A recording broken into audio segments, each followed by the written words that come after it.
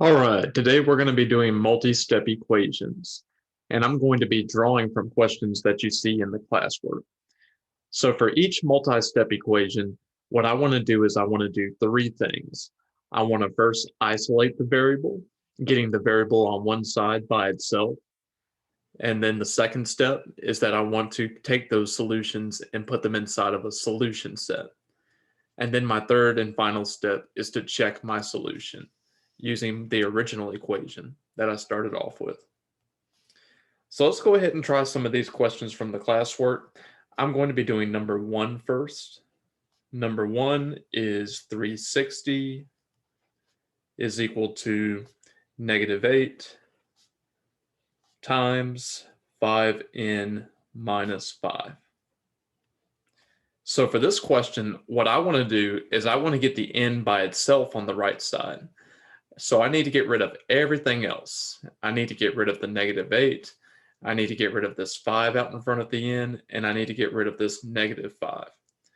Now, since I have a -8 on the outside and I have something on the inside, then that means I can start by distributing the -8 to everything on the inside. So I'm going to multiply -8 by the 5n and by the -5. And when I do that, I'm going to get -40n, -40n plus 40, because I have a -8 times a -5. And that's going to give me a positive 40. And then the other side is just going to be 360.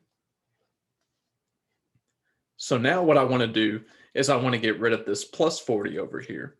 I can do that by subtracting 40 from both sides. Subtracting 40. That'll get rid of the plus 40. And when I do that, the 40s on the right side cancel out, so I can get rid of those. And then I'm left with a -40n on the right side. The 360 minus 40 is going to give me 320. So now the last thing I have to do is I need to get rid of this -40. And since it's being multiplied by the variable, I have to divide both sides by -40 to get rid of the number. So I'm going to do that.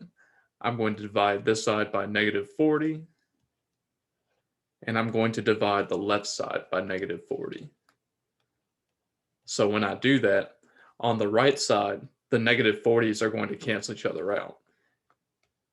When I divide a number by itself, I get 1. So that's why I can cancel both of these numbers. And then the only thing that's left on the right side is going to be the variable n. And that's going to come down here. And then over here, I'm dividing 320 by -40. And that's going to give me a -8. So that's going to be my answer. And I put that inside of the solution set. Okay, so the last thing I want to do with this is I want to check my work. So what I'm going to do is I'm going to check it using my original equation that I started off with. My 360 is equal to -8 times 5n minus 5. So from my solution set, I know that n is going to be -8. So I'm going to try this number. So that means everywhere I see an n, I'm going to replace that with the -8 that I have in my solution set. Everything else about the equation is going to stay the same. So I'm still going to have the 360, the -8, in parentheses, I'm going to have the 5. I'm just going to be multiplying that by -8. And then I subtract 5 at the end. Okay, so really the only side that I can simplify at this point is going to be the right side. I start off inside the parentheses. I know I have 5 times -8, and that's going to give me -40. The -5 is going to come down. I close up the parentheses, and then the -8 is also going to come down. And the whole thing should be equal to 360 when I get done with it. Inside the parentheses, I have -40 minus 5. That's going to give me -45. I still have a negative 8 on the outside, and that's going to multiply to give me positive 360. So over here on the right side, the last thing I have to do is multiply the negative 8 by the negative 45, and that's going to give me 360. So I get this equation that tells me that 360 is equal to 360. That's a true statement. That's a true statement. So that means that the solution that I chose in the first place was correct. So negative 8 is going to be the answer for this equation. All right, let's try number 3 next. Number 3 is negative 108 is equal to negative 8 minus 5 times 6 minus 2p. So what I want to do for this equation is I want to get p by itself on the right side. So that means I'm going to have to do some distributing and then collecting like terms. So let's start off bringing down the negative 108. Over here on this side, I'm still going to have negative 8. And what I'm going to do is I'm going to multiply everything on the inside by this negative 5 that's on the outside. So I'm going to multiply everything by this negative 5. I'm going to multiply the 6 by negative 5, and I'm going to multiply the negative 2p by negative 5. So when I do that, I get negative 30 plus 10p. I have a plus 10p because I'm multiplying a negative 5 by a negative 2. So that's going to give me a positive 10. So right here, I see that I have like terms. The negative 8 is going to combine with the negative 30 to give me negative 38. And since they're both just negative numbers, I can add them or subtract them. I bring down my 10p, and I also bring down my negative 108. So now what I have to do to get p by itself is I have to get rid of the negative 38 and then get rid of the 10. So how do I get rid of a negative 38? I'm going to add 38 to both sides. So when I do that, what happens? Over here on the right side, I get to bring down my 10p.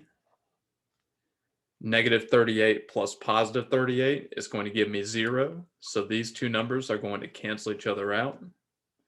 And then over here, I have negative 108 plus 38, and that's going to be a negative number, a negative 70. All right, so the last thing I have to do is I need to get rid of this 10 that's out in front of the variable. Since it's being multiplied by p, I need to divide both sides by 10. So that'll get rid of that 10 right there.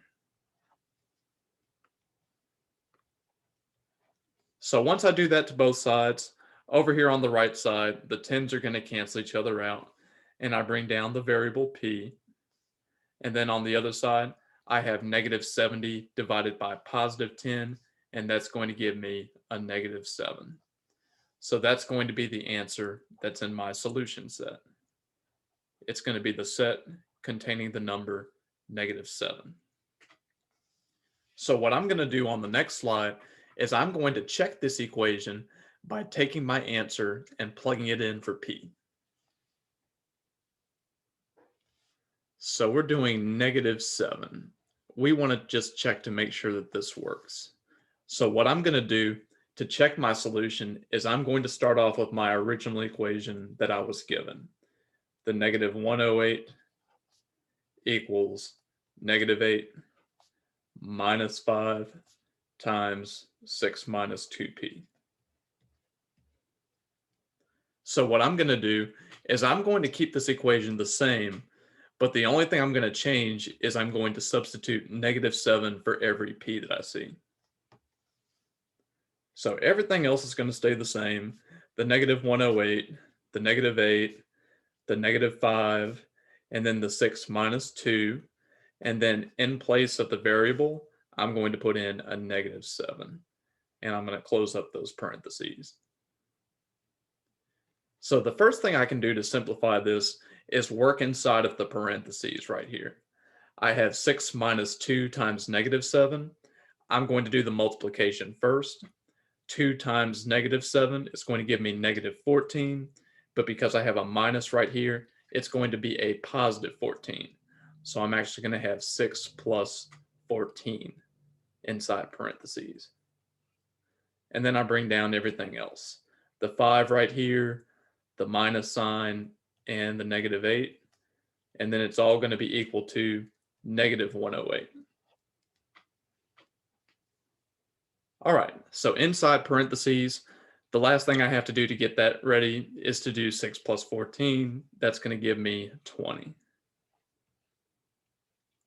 So I have 20 times negative 5. And then I'm subtracting with that negative 8 right there. Okay, so over here on the right side, I have negative 5 times 20. That's going to give me negative 100. So I'm going to have negative 8 minus 100 equals negative 108. So now the last thing I have to do to simplify the right side is to put these two numbers together. Negative 8 minus 100 is going to give me negative 108. Exactly what I have on the left side. That's a true statement, which is great. That means negative 7 is going to be my solution. All right, the last one I'm going to do in this video is going to be number 9. So I'm going all the way down to the bottom of the classwork. And I want to try number 9 with you. So 9 says 2 times 6a minus 5. 6a minus 5 is equal to 10 plus 7a. So the first thing I want to do is I want to get the variable on one side. But to start off with, for this equation, the a is on both sides. So I'm going to simplify a little bit on the left side, and then I'm going to work to make sure that I get all the a terms to one side and all the regular numbers to the other side. The first thing I can do is I can distribute the 2 to everything on the inside of this parentheses. So I'm going to multiply the 2 by the 6a, and I'm going to multiply the 2 by the negative 5.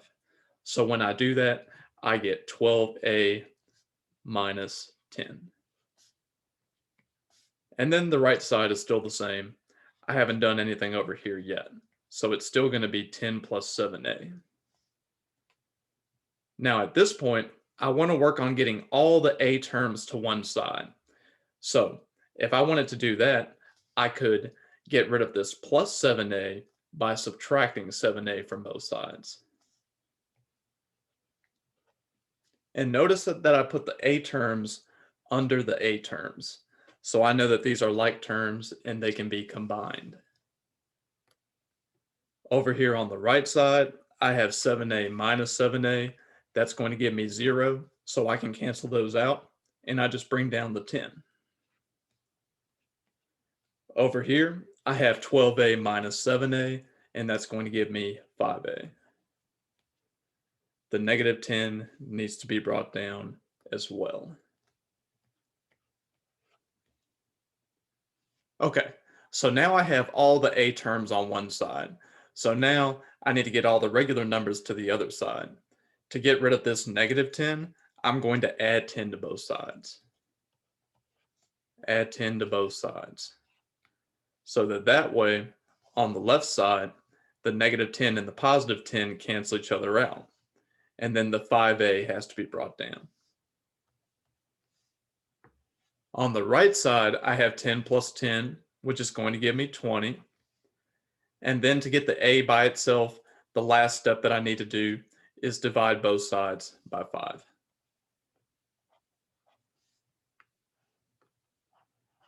So that way, the 5's cancel out on the left side, the a comes down, and then over here, 20 divided by 5 is going to give me 4. So that is going to be inside of my solution set. Okay, So now what we want to do is we want to check our solution. We want to check and make sure that 4 belongs in the solution set. So we're going to be working with 4. That was my solution. And when I check, I always start off with my original equation. Number 9 was 2 times 6a minus 5 is equal to 10 plus 7a. Okay, so to start off with, everywhere I see an a, I'm going to put in 4 because that's the number that I'm testing for. So the a is replaced with a 4. I put that in parentheses, and I keep everything else on the left side the same. Over here on the right side, I still have the 10 plus 7, and then being multiplied by the 7 is going to be a, which I know is going to be 4. Okay, so now I can simplify both sides. On the left side, I have 2, and on the inside, I have 6 times 4, which is 24. Over here on the right side, I have 7 times 4, which is 24. I mean 28, sorry. Over here on the left side, 24 minus 5 is going to give me 19. I bring down the 2. Over here on the right side, I have 10 plus 28, which is 38. So now the last thing I have to do is simplify the left side. 2 times 19 is going to give me 38. So I get 38 is equal to 38. That's what should happen. That's my true statement. So 4 is going to belong inside the solution set. Okay, so that's multi-step equations. So sometimes you have to distribute first. Sometimes you just need to get the variable by itself. But you're going to show your work, you're going to show your solution set, and then at the very end, you're going to check your solution. So I hope this helps.